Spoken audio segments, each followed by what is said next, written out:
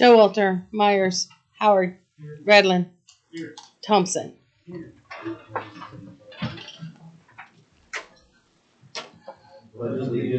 the flag of the United States of America and to the republic for which it stands, one nation under God, indivisible, with liberty and justice for all.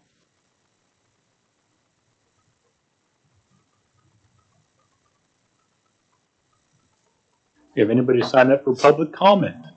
No public comment. Let's move on to consent agenda. We have the 10/7/24 commission meeting minutes and the appropriation ordinances 2024-20, 2024-20A, and 2024-P20. Any questions, comments, concerns on those this evening? I'll make a motion to approve the consent agenda, items A and B. A motion by Commissioner Redlin. Second. Second by Commissioner Howard. Any further discussion? Roll, please. Howard. Yes. Myers, Redlin, Yes. Showalter, Thompson. Yes. Okay, moving on to ordinances and resolutions, starting with ordinance 1788, amending section 17-204.1 regarding the extraordinary power costs. Kent? And basically point out that I'll let Mary handle to start with, and then I can fill in the gaps as far as either Mary or Shauna as far as The ordinance. We had that energy event in February of 21. The commission approved an ordinance that's based upon the consumer's power at that time.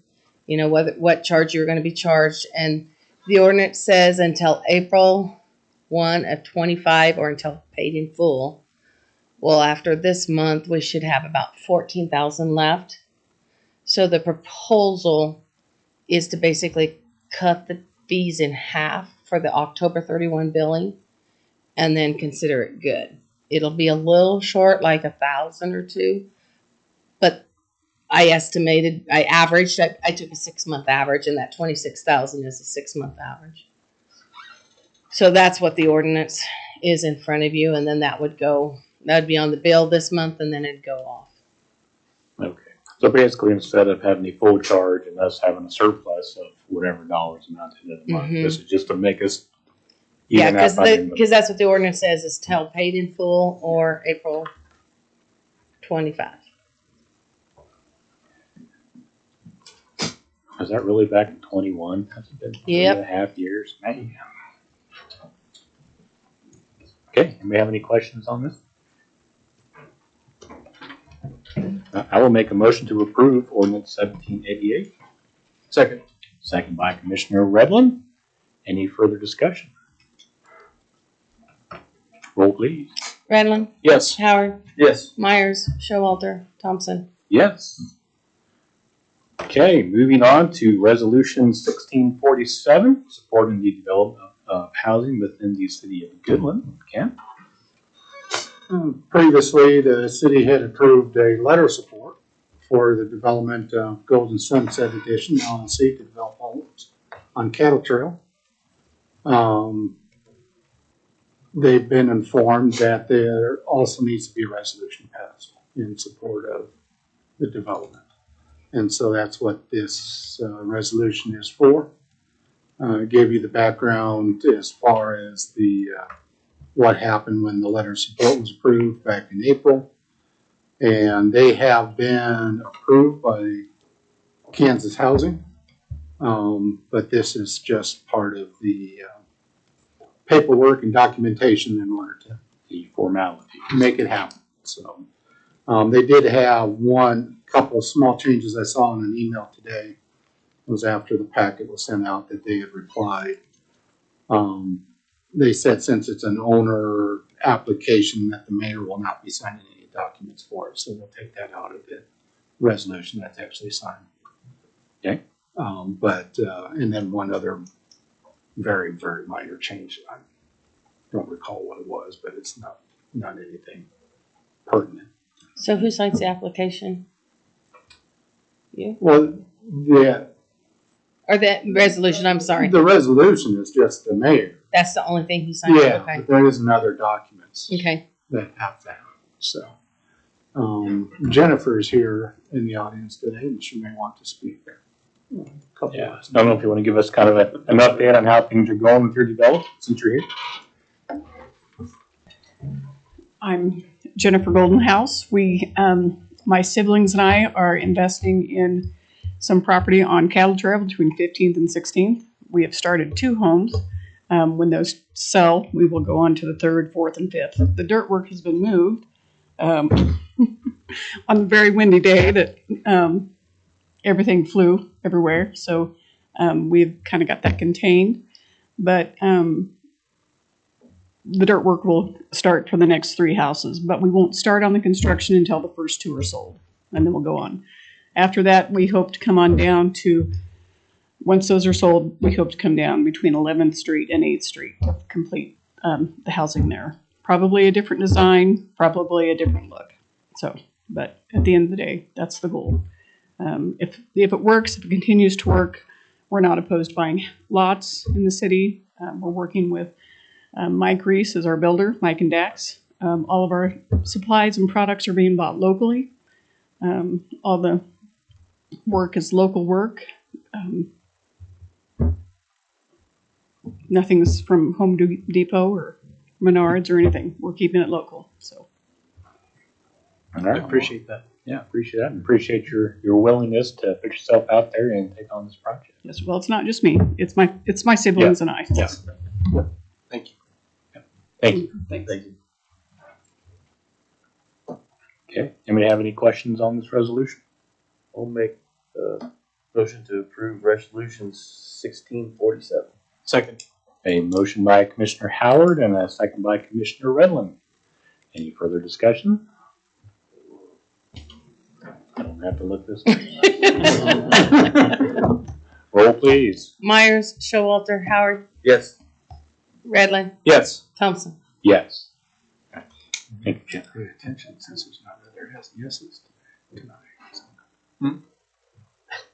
Okay, moving on to formal actions, starting with A, change order number 1, regarding the airport seal and paint project.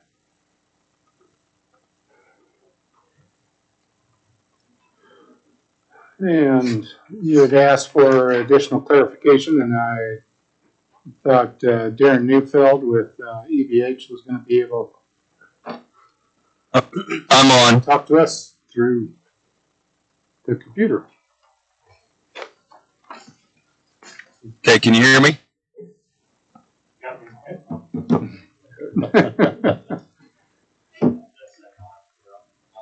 Can you hear me? It'll be just a second, Darren. Okay. Apparently, it's not coming through the screens here.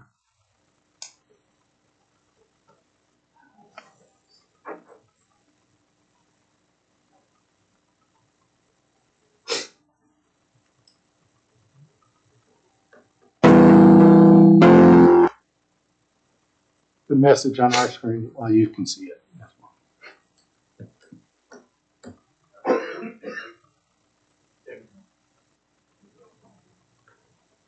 Darren, can you say something now? Yes, can you hear me now? Only through your headphones. Yeah. I can call them if you need to. We're having technical difficulties, Darren, sorry. Okay, Oh, there we are. now you got me? Yep. Let me get you. Okay. Okay, so the sheet I sent in just to give you a background of everything from the time we applied for the grant until up through construction. The first box that says planning quantities above it, those were the numbers we developed for the actual grant application. So you can see on the runway, there was 5,500 foot in length. We plan to do 4 of the longitudinal joints, 200 of the transverse joints across. Each of those are 100 foot. We had some cracks out there, and we were going to do some on both aprons, on the apron areas. So when we submitted the original planning document for the grant application way back, we had only planned to do 60,000 lineal feet of crack and joint repair, and sealing. The middle box on this document shows what's actually out there. That's how many total lineal foot of joints, and that there's one number that's kind of stacked right in the middle, that 4766. That's actually cracks that were repaired. So if you take off that 4766, all the rest of the numbers in that column are all the total joints we have on the airfield, not counting the parallel taxiway or the new runway 523. These are just the main runway and the apron areas. You can see that totaled up to 113,946. So when we let the project, I'll jump to the boxes right below that. When we let the project, the top one shows that 60,000 feet, and we had planned for $3 a foot to repair or seal, clean out and seal the joints. So it was going to be 180,000. We had planned on the painting costing us right at 200,000 for all the painting. When the bids came in, we were still right around that $3 per foot, but the paint came in at only 62 cents per foot instead of the $2 range that we had planned for. So we had all the extra, we had money left over in the grant. And so when we asked that night to award the bids, you guys had said, hey, yes, let's use up as much as we can. We totally agree. Let's get as much done as we can. And so we actually plussed up and did 100% of the joints and cracks on the primary runway, which is now the upper right box. So you'll see we did. Now, the reason it's 5,200 feet in length instead of 5,500 feet in length, there was a section right in the middle where the two runways cross. And where those two runways cross was a newer set of pavement. So it did not need the cracks redone, or the joints redone. It didn't have any cracks, and it did not need the joints redone. So that's why we only did 5,200 foot in length. That's also why you'll see we only did 430 of the transverse cracks instead of 455, because 25 of those 455 fall in that same middle section. So we actually resealed 100% of the cracks and joints on runway 523. Then on the taxiway and apron areas, you can see we did the rest of those numbers over there in that box on the right. So we ended up doing in construction 95,389 lineal feet of cracks and joints. So that's the gist of what this change order is for, is just to get us to where we were able to do the whole entire runway, which was our primary goal, plus and get everything painted that has not been painted on another project in the last couple of years. Okay. Darren, this is Mayor Thompson. Yes. Hey, I first want to start out by saying I think I probably owe you an apology. I was kind of harsh last meeting when we were discussing this. I had it in my mind, for whatever reason, that the change order from last time was above and beyond stuff that we had already discussed, and that work had been done that basically was done, and then we were coming back after the fact and saying, hey, we need your approval. Upon going back and looking at our minutes and stuff in previous meetings, I realized that I was incorrect and that we actually had discussed the additional work that was done. So I do want to apologize for that. Hey, no problem. I just want to make sure we're all on the same page, and that, you know, I hope you guys realize that our whole goal was to use up the funds that we could legally use up and get stuff, you know, up to par with, you know, with where we needed to be. And the oldest pavement out there is by far that main runway. So when we realized that that's where we could focus this extra effort, that was the smartest, best thing we could do, was to make sure that runway is sealed appropriately, because that thing has been sitting out there for, you know, almost 50 years. It hits its 50-year birthday here this year. I think we just passed it, I believe. And for that, some of those joints, I don't think they'd ever been resealed or redone since they were put in 50 years ago. So by fixing, you know, sealing the cracks and then resealing those joints, it's going to maybe get us, I don't know how many more years of life that concrete has in it. I hope it's a while. I hope it's long last when I retire. But it was the best thing to do. So, like I said, our main goal is let's just make sure we get it done where you guys understand what you're getting. We know we tried to get the most out of it we could with money you had available. Thank you. Anybody have any other questions or comments for Darren regarding this? No. Nope. Appreciate the format of what you provided us there, and that really helps the difference between the planning and what actually came out. So,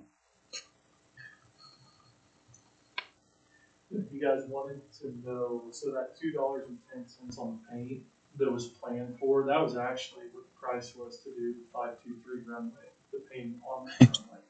So in planning, that's where that number came from. We just got an excellent, excellent bid price on the paint for the construction at 62 cents a square foot. Yep. So, Yeah, and so what Andrew said is right. And the first thing I wanted to do is make sure they were using the same paint, and sure enough, they are.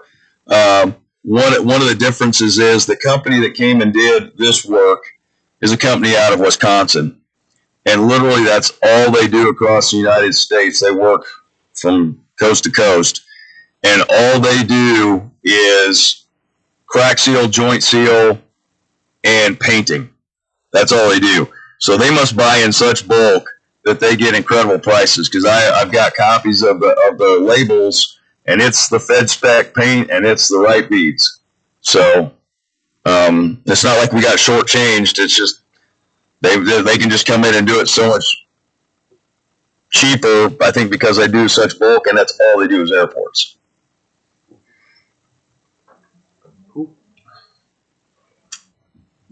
Okay. Well, with that, I will make a motion to approve change order number 1 for the airport seal and paint project. Second. A second by Commissioner Howard. Any further discussion? Roll, please. Redlin, Yes. Howard, Yes. Myers, Showalter, Thompson. Yes. Okay, and that brings us to pay estimate number 2 for the airport seal and paint project. This should be a final pay estimate that matches up with the change order you just approved. And like I said, this is final, so all the numbers are complete now out there on this project. So that'll be the $98,676.24 we have left, yeah?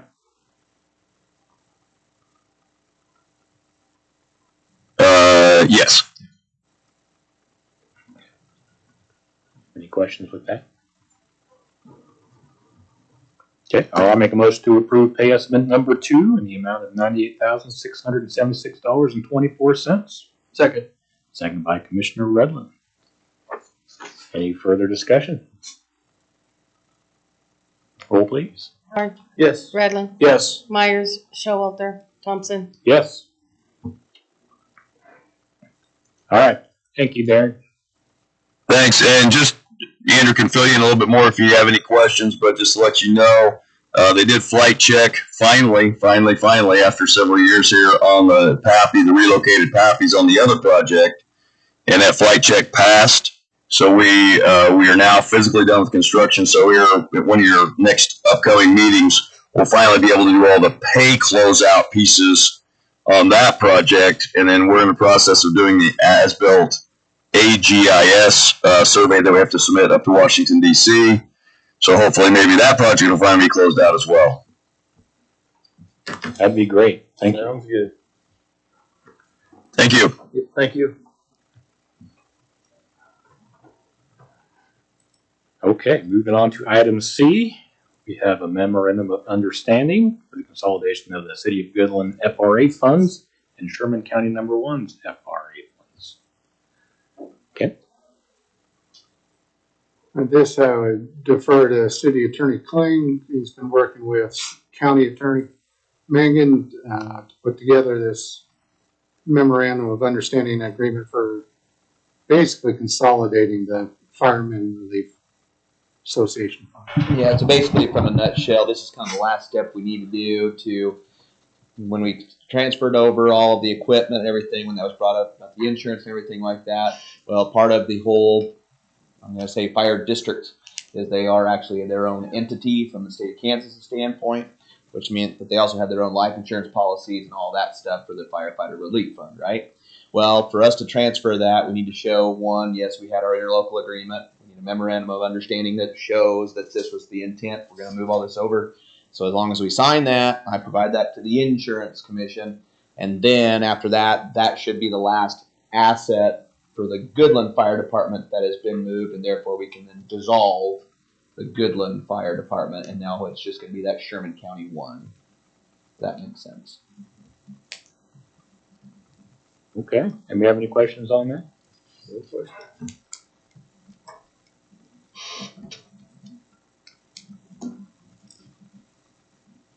Okay, then I will make a motion to approve the memorandum of understanding for the consolidation of the City of Goodland FRA funds and Sherman County number 1 FRA. Second. Second by Commissioner Redland. Any further discussion? Roll please. Myers. Howard. Yes. Redland. Yes. Showalter. Thompson. Yes. Okay, next up we have a little more discussion regarding the 8th Street project design. Welcome.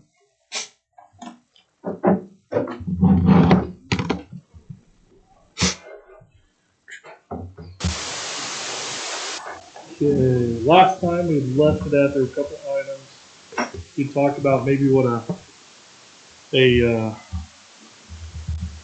sidewalk might look like. Hold on, let me get pulled up here with the application.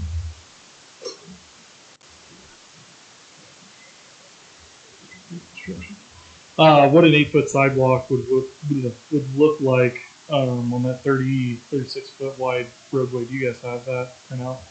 Same as the same ones we got. Kind of it's kind of it's just got the wave in it to kind of show you. That's obviously not exactly where we go. We do our best to avoid everybody's beautiful landscaping that's down through there, and try not to make a mess. And so that actually doing that, removing the sidewalk off the north side, obviously you're removing footage because we figured a 5 to 6 foot sidewalk on both sides. It does drop the price considerably in the $60,000 to $70,000 range. I guess that's a decision. I guess if that's something you guys would like to see, we could do. I don't know how well that's going to work though, if we keep the roadway at the same width it is now. We would have to encroach on a lot of those areas, those landscaping areas, some locations where there's some trees. Just because right now behind the back of curbs, there's just not that much room. So that would be a decision or something to look at. Kent asked me, and I tried to do my best here to get you guys an image of what a 36-foot roadway might look like. I don't know if you guys can see this. So this is out at the industrial park. I'm looking east right now. So here's a little progress update. I'll jump to that a little later. But this is my pickup over here, parked up against the side of the curb. 36-foot wide roadway from here all the way over to here. Each one of these panels is 9 feet. So right now you'd have 9 feet if my pickup's 8 foot wide. That's 6 foot outside the curb and gutter. So you actually have 12 feet from here to my pickup. And that's kind of what that would look like. Obviously, it's kind of always tough to tell when you're not right there seeing it, but that's about the best I could do. I'm not a real great 3D graphic designer to be able to put something, in a picture on Caldwell. Or sorry, not on Caldwell, on 8th Street. This is just another picture to kind of show. Well, I gotta close that. Zoom back in. There we go.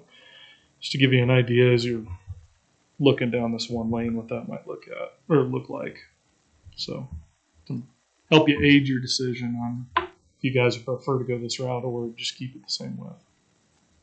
So this would be like 36 plus the width of the sidewalk would encompass the current overall width of what it currently is. Yeah, well, so yeah, this is just a 36-foot wide roadway. So we would, just like in your pictures, your images. Is this the one? Yeah, so you kind of have an idea of. Let me get down to one of these other blocks. Right in here, you can kind of see the back of curb line. That's right in there. It's white to show you how much each side's going to come in. It doesn't look like a whole lot, but we're also looking at this from 10,000 feet too. And so, like I said, I think something like this is doable, very doable. It's just whenever we would leave the street out here to where this white's at, it really chokes us down on real estate to work with, to be able to do something along, as aesthetic as this, kind of do that. Refresh my memory on how wide 8th Street is now. 8th Street from DeLeo, somebody will correct me. DeLeo to Kansas, I think it's 46 feet wide. And then from Kansas to Maine, it's 50. So it takes a little bit of a jump. I don't know if you can see it in our images here. Yep, too far.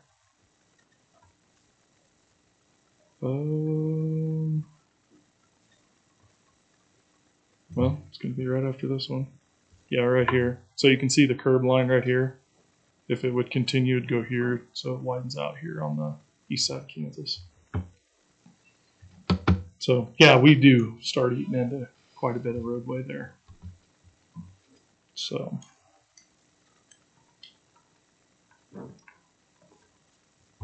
there's that. And then the other item was to kind of clean things up a little bit. What can we do to make it, I don't know, look a little nicer if we're doing all this work when we're in there. And so lighting was discussed. And so right now in town, there's actually quite a few different light poles between decorative and industrial. So this is an image of light poles I'm sure you guys have seen multiple times. The Dustin and crew did out on Highway 24. I think they installed somewhere around 90. For something like this, which again, the city did all of the work, but materials just for this pole was like $4,500. So not a huge expense in the grand scheme of things. We wouldn't need near that many, but if we wanted to do something, well, let me jump back. If we wanted to do something, this is what I would envision if you wanted the more historical look. So this is again on Cherry, right there by the Van Gogh. A more historic looking pole with a backside light over the top of a sidewalk or trail. So these poles are going to be substantially more, 3 to 4 times more, probably more like 4 times more in cost. And so looking at that just between the highway and Main Street, it would not surprise me if we pushed close to $1 million on something like that. If it was all contract labor doing everything. Dustin's not here. I better wash my mouth. I always volunteer camping for stuff too. So that's the only downside to something like this. Yeah, it looks great. It's just you're going to pay for it. Looks great. Yeah. So, and I'll always go back to if this is something we want to look at and get a hard bid on, because as you can see, we had $2.10 and 62 cents, and even the minuscule unit price difference could mean big dollars, an overall project. Yeah. It never hurts to just go ahead and we could get this designed and put it down as an additive to the project. And you guys could then, after we receive bids, make the decision on, hey, is this something that we want, something that's worth the price that we're getting for it. So, any thoughts? You said taking out kind of the design you kind of showed us and taking out the sidewalk on one side. You said that made it considerably less. Yeah, well. That offset the cost somewhat of some of the fancier poles, or not really enough. It's not going to offset a whole lot of them. Yeah. Probably. One thing in talking to city staff kind of through this process, and it's always been a concern, but it's something to think about too, is that's an emergency route. Snow cleanup obviously is a big issue, and how those guys go about doing things, and 36 feet makes that tougher, especially when obviously you have parking on the sides. So that's something to consider. Is if we do go this route, there might have to be some limitations on something along those lines, or yeah.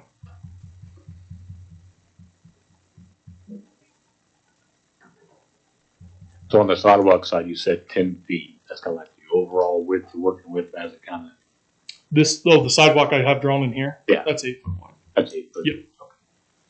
Yeah, I don't know. 10 foot would be stretching it. in I'm quite a few sorry, I places, thought you but said yeah. 10 foot earlier.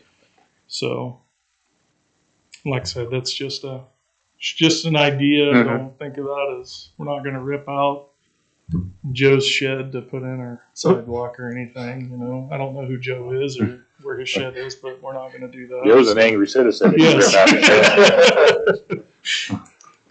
Yes. So anyways, yeah, just ideas. You guys asked to see that on paper, and I just wanted to get that, something like that in front of you. So again, putting the sidewalk on one side, even though it's wider, it's going to reduce the overall price because we're not putting something else on the other side. But then the electrical system is going to be a big ticket item. Could a guy shift the street to the north a little bit so the guy ain't tearing up as much as the property owner's property on the south side? Mm-hmm. And like I showed how this is swooped way out, we wouldn't do something like that. We'd do our best to keep this separation distance fairly minimal from the edge of the roadway. So yeah, that way we're not getting out into, technically we'd still be in the right of way, but not getting out into people's nice grass yards. So.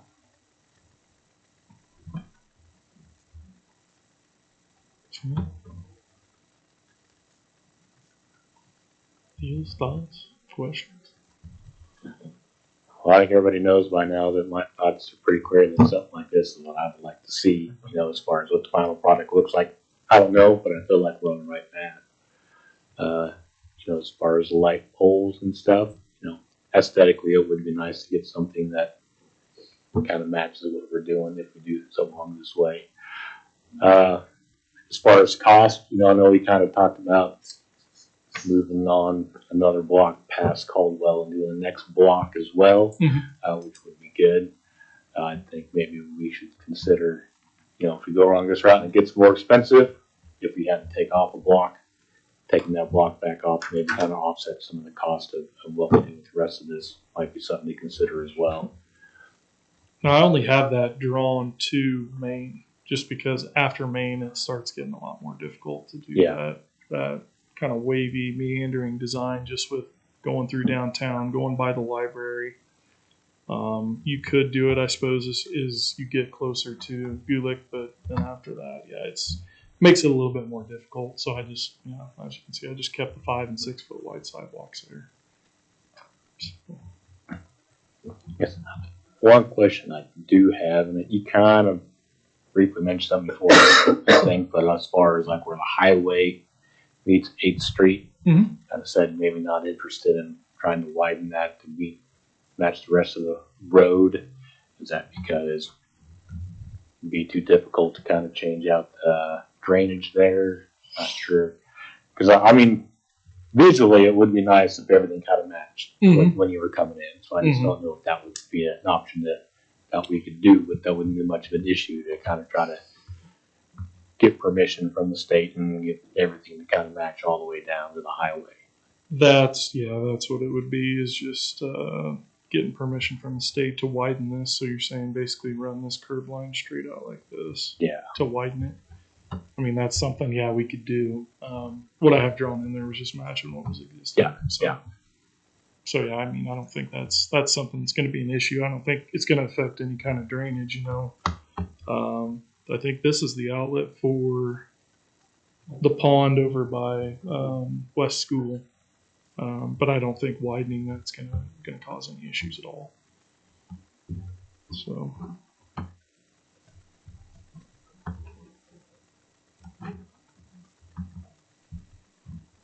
Okay. Any other thoughts?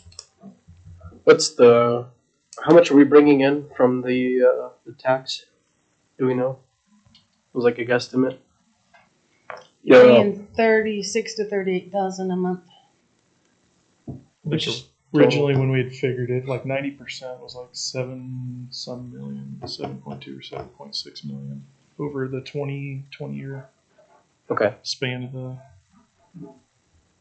It's, sales tax. if I remember right, like you were in ballpark around like 6. I think I saw a number that was like 6 million something With the 36 foot wide. with 36. Yeah, going back to wider again. I guess take it for what it is. It's an estimate, so Yeah. you never know Yeah. things. Yeah, it's a rough. But I'm doing my best to get as close as I can. Yeah. The wider, yes, that really choked that cost down to give us a buffer between what the 20-year estimate is versus, we were right up against it going with the existing width. So Okay. So even if we went with the narrower 36-foot wide, that would give us a much larger financial buffer for other additives we wanted to add into that. right, there's Project. 12 to 14 feet there. You're not constructing for a mile, which is between the highway and Caldwell. So That's a lot of concrete. that is a lot of concrete. Yep. And we plan on, and when I put the estimate together, I'm planning on worst case scenario for the base. Like I've told Ken, I'm gonna probably bid it so that way our base, we're bidding 3 different bases because you never know whose process or what material is going to come in that's still satisfactory for the job. So it's going to come in at the lowest price, and so that's what we're going to work towards. Whatever's best dollar for the city, but still going to work for us as a project.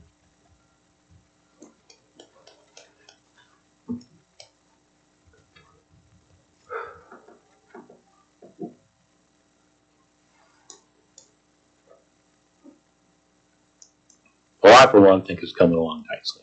Thank you. I appreciate the visuals. It helps give an idea. So it's you want a good idea, and I'd invite all you guys to come out at 6:30 tomorrow morning if you want to for a concrete pour at the industrial park. You can get first-hand experience with 36 feet. There we go. I've gone out there and looked when nobody was working. Yeah. Well, they're pouring the other lane, right? Yeah, It's it'll be 18 fun day feet. tomorrow. 18 foot. Yeah. Right. So, like 36 feet, you like, I guess, things to consider. Yeah. If you like 36 feet, they're a tweener. You want to look at something in size 36. You can tell on some paces that the 36 kind of scares some people. Yeah. So, It does for me, just because. you live in Western Kansas. Yeah. Well, and I think that's where we're spoiled. You know, you got some other towns where they've got really, really skinny streets, and it's really difficult to get down them. But I think the only thing there is mainly because yes, it's emergency, but it's also doesn't have anything on that north side that blocks it, and when it drifts really well right there, especially between the old folks' home and everything. I don't know. That's just one thing that I just remember. There's been quite a few snow drifts there, but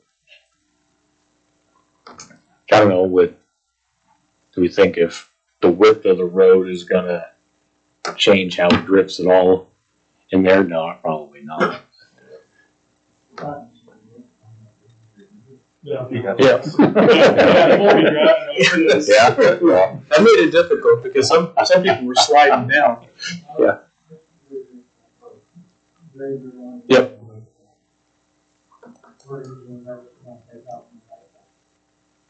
Did you do anything? So like we were like around 50 foot, and then you said 36. Yeah. Was there anything in between that you? I haven't. That's something I can put together. I can look up. I guess I can look up. We can look at something that's just a little bit wider to get you a little bit more room, and just see maybe reasons engineering wise why we might go a certain width versus others. Right. Yeah. I can see. like I said, the 36-foot just came from, that gets you 2 driving lanes, plus then people still parking as long as they're up against the curb. Yeah. So. Yeah. In engineering, we usually like a little skinnier too, because that's a traffic calm. Usually people Yeah, drive as fast. kind of naturally slows traffic a bit. Yeah. It's a little safer in general. So if you'd like, I can go back and look and see where those costs might fall to. I mean, 46 and 50 foot's way too wide to start with.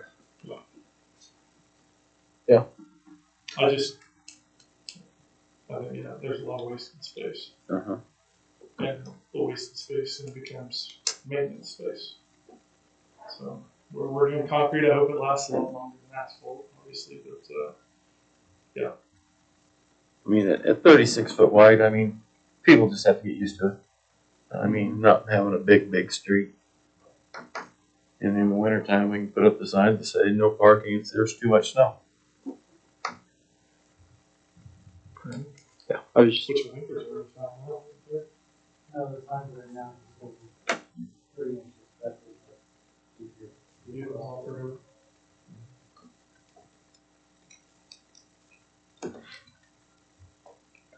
Which I don't think there's typically many parked on that street. Is closer there? to Maine there is. Yeah, As yeah. you get further down, like I said, Wheat Ridge, there's not really as much. Yeah. There might be a green car on the south side every now and then. Yeah. Yeah. There's not a Main lot Center there on and the Sherman. side. And then it starts getting less. Yeah, if you guys have some direction, let me know. I'd be more than happy to look up any other information or throw together another cost to see, what. I mean, it's taken a little bit of research to do the street lights and things like that, but as far as just putting together quantities for a wider street, that's not going to take a lot of time. For effort there, so something that's simple and can do. That's not difficult.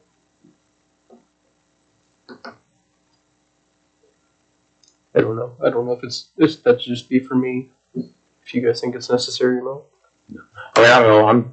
I think I'm a fan of the 36 foot personally. Obviously, we have a couple other voices that aren't here this evening to share their opinion that may have some, to share later. But I mean, if you'd like to see something kind of in between, if it's not that, if it's not that much, I mean, I guess I'd like to see something just so I get an idea. Okay. But I probably will be out to see this 36 just because I want to get a. I guess the main thing is like if you've got ambulance going by you, like it's hard to see from here. Like, does that give enough room for an ambulance to go by? It's going a little bit quicker, things like that. like 17th Street's 36 feet too, right? Yeah. So if you ever drive down 17th, it'd be the same. That's how wide it would be. Okay, I don't feel crowded there, but Yeah. I don't know. There's also not a lot of cars in parking, so too. That's true. So. Okay. Yeah, well, I can look up the wider width and come back with a reason for why I came up with what I did. And I'll see if so basically I had a decent price on the electrical or had an idea on it, so that's where I came up with that number. I had contacted the lighting companies and they aren't the fastest on the trigger, so if something changes there on that pricing, I'll let you guys know for sure, but I don't foresee it changing a whole lot. Okay. So, good. That's it. Appreciate the work you're putting in. Thank you.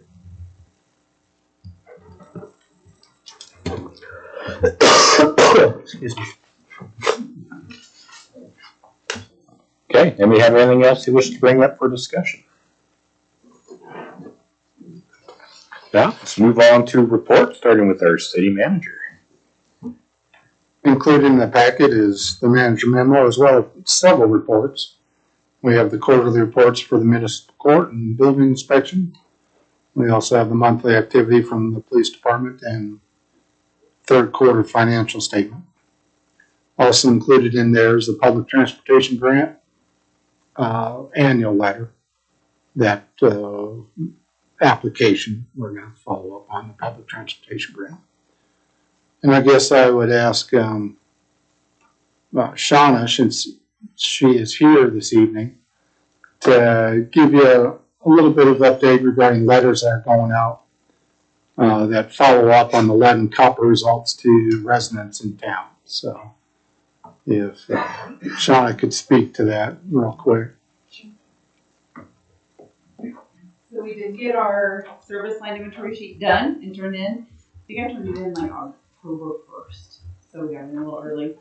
So now we go back and look. If you remember on the right side, it told us what tier they were in, if we had to worry about it. So we have about 19 in a tier 1, which is a lead service line. And these were people that said they have lead service lines. And so we'll have to do letters to them and follow up. The EPA hasn't given out direct what we have to do. We'll learn soon, I'm sure. And then we have no one in tier 2, and we have about 160 in tier 3. So we'll be sending out a letter and have to go out tomorrow with a pamphlet that just tells them what to look for when you have lead contaminated lines and how to protect yourself. And of course, they suggest they change it out, but they're not requiring it. We do have to send that letter out every year. And if somebody new comes into that address, we have to send that to them also. So we'll have to keep track of which addresses set in that criteria. If they have a change out, they can come in, let us know, and then we can take them off that list if it changes their criteria. So, other than that, we haven't heard of how many we're going to have to test yet. I don't think we should have too many because everything else falls in tier 4 and 5, which is a do not worry area. And what did we end up with on the response range on lead and copper? Sure. Well, we have it 100% filled out, but that's not the response we got. We probably had a 65% response back. And that was after we sent out a letter, we sent out a reminder notice, and then we even had our guys stop by. So there was 3 attempts made to each customer. We ended up at 65%. I still have a hard time believing that the EPA expects 100% response rate on these surveys, but the staff did a pretty good job trying to get as many to respond as this did. So, but I didn't want the public to be surprised that there's another letter coming to them after they may have heard about it and they may not have, and it comes in the blue, out of the blue and saying, hey, be aware of this. And so this is just a little bit of public notification, just trying to get the people to know. So, yeah. Thank you, John. The industrial park, Andrew said a little bit about it. I think the last big pour is tomorrow, and he might go through a couple of the items as they finish up the street portion of the project. Yeah, so Ken said the last big pour, 250 yards, and start tomorrow at 6:30. They've been doing I think a fairly good job on the project. Hopefully, weather behaves, and at the end, hopefully by the end of next week, we're done with all the concrete. So that would put us 100% done on concrete. I'm going to say 80% done on the sewer lines. So we wanted to get Millers wanted to get the concrete in and done because it's a lot easier to do sewer in the cold than it is concrete. So to do that, and then the city's just got a little stretch there to finish up, which we've kind of held them out with having Millers there doing concrete in that area too. So that's regarding the water line. Yeah, the water lines. So they'll just have like 500 feet of water line put in, and yeah, we'll be wrapped up. Hopefully, should be easily done before the end of the year. Hopefully before December 1st. So. The north-south on the west side, or on the left side of the picture, is the big pour tomorrow, and then basically they have the corner left with the drainage into the other area in the very southwest corner of the project. And then they have to pour some entrances into the lots. Yep. And they are going to widen the entrance into the 21st century grain property down at the southeast corner of the industrial park. But like Andrew said, if they're done by the end of next week, that would be good timing as far as the concrete work. And then the sewer work, that'll take a little ways, and there'll have to be a lot of coordination with Nutrien in order to get it done. Because it's the line on the north side of the parcels. So, or the north side of the industrial park is So all. basically, we're splitting their lot in half up there where you see S3304. That's going straight west. So they've got lines that run between those big tanks. They're shut there. So yeah, that'll take some extra precaution. That will take us a little bit longer to get done, but rather it take longer and not have issues than speed through it. So. Yeah. And other than that stuff, they've just got final dirt work to do. But that's fairly minor. So, yeah. It's been a good project. We'll be open here shortly. And I'm sure the police department will have complaints fairly quickly about people racing around out there. Making laps. Didn't get enough rain to make a new fishing pond, unfortunately. We gotta leave it up. A couple other things. Well, one thing probably mentioned right now is Kenton's crew finished pouring right at the entrance into the industrial park at the T today. Kenton, I don't know if you wanted to say something briefly about it. Just that T entrance going into the industrial parks, all the hard, all the turning and stuff. Mm-hmm.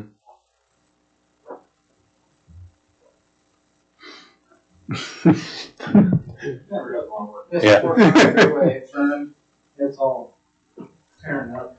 We're just taking some of our alley funds that was left over from the Colgan Park since there wasn't enough to get all the way to do a whole alley, and we're starting that section. We're not able to do the whole section this year with our funds, but we did a 130 foot section this morning. So, but hopefully next year we're going to look at our funds, see what we can do, and possibly try to get that whole intersection done. So Because the asphalt is just not it's not old. holding up. It's not going to handle the turning and stuff from the heavy trucks that's going through there. So we're just doing what we can do to help it out. So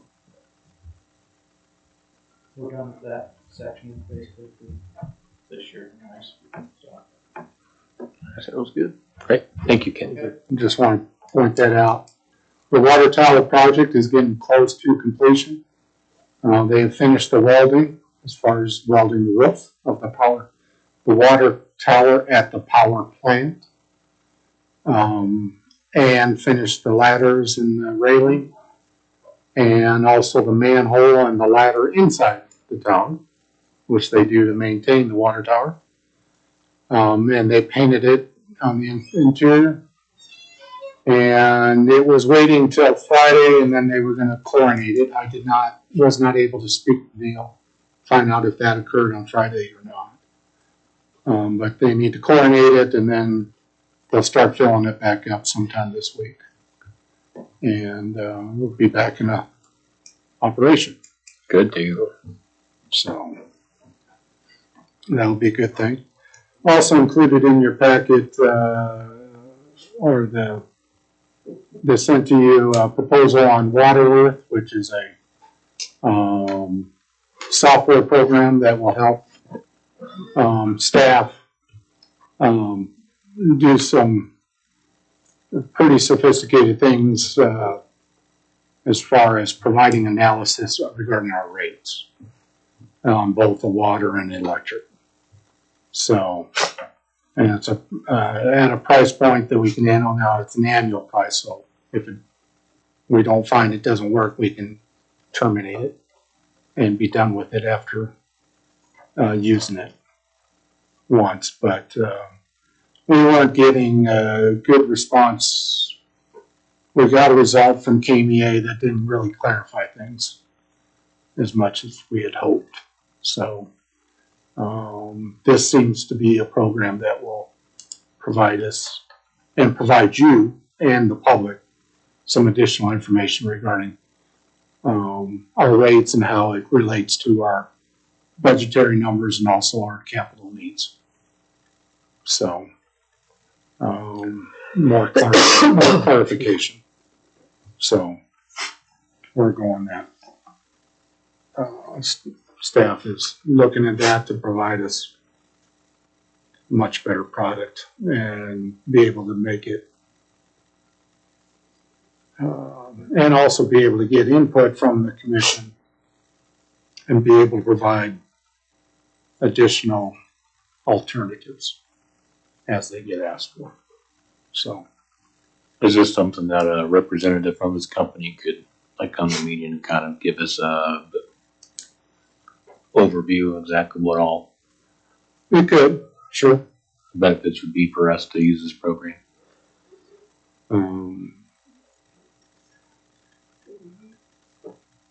Yes, we can.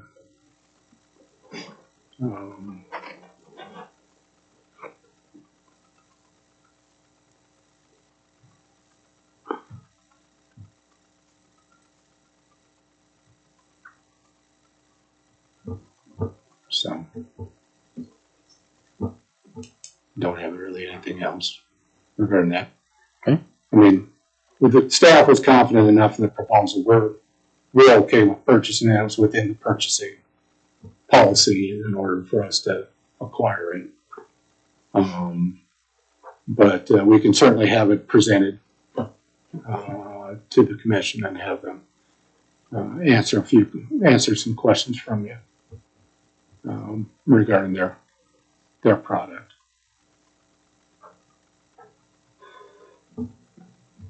And that's all I have at this time.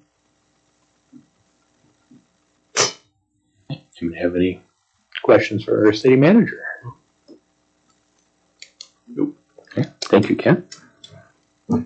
Move on to commissioner report, starting down here on my right. JJ? Nothing at this time. Commissioner Redden?